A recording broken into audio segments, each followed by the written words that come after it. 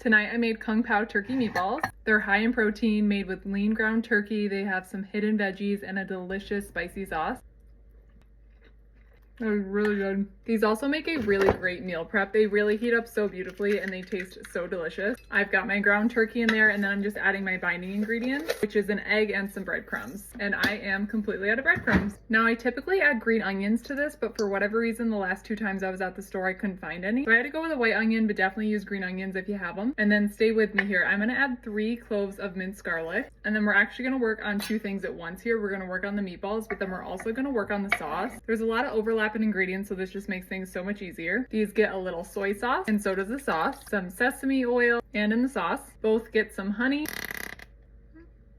I'm also getting low on honey. And then my favorite combo here, we have some minced ginger, and then some chili crisps. I would not skip out on that in this recipe. These meatballs are intended to have a little bit of a kick. The sauce also gets some rice vinegar, but the meatballs do not. And the sauce also gets a little cornstarch, which will help thicken it up. This is another thing I keep forgetting to buy. So my grocery list right now is breadcrumbs, cornstarch, and honey, and green onions. I think I might just have to...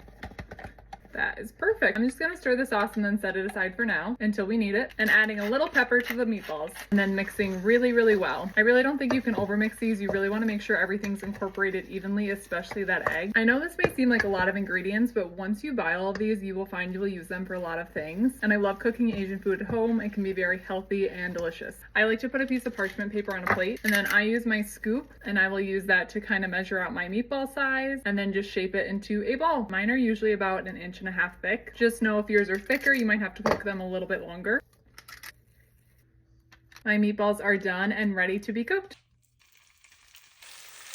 If you know me, obviously we are adding veggies to this meal. I have almost a whole red pepper in my veggie Tupperware, so I'm gonna use that. I'm just gonna dice up the pepper really small. I'm also going to dice up a couple of carrots. It's now time to flip our meatballs. Once the meatballs are mostly done, we're gonna add in the veggies with them. And once the meatballs are done cooking, I usually let everything cook for a couple more minutes, and then I'm gonna add my sauce.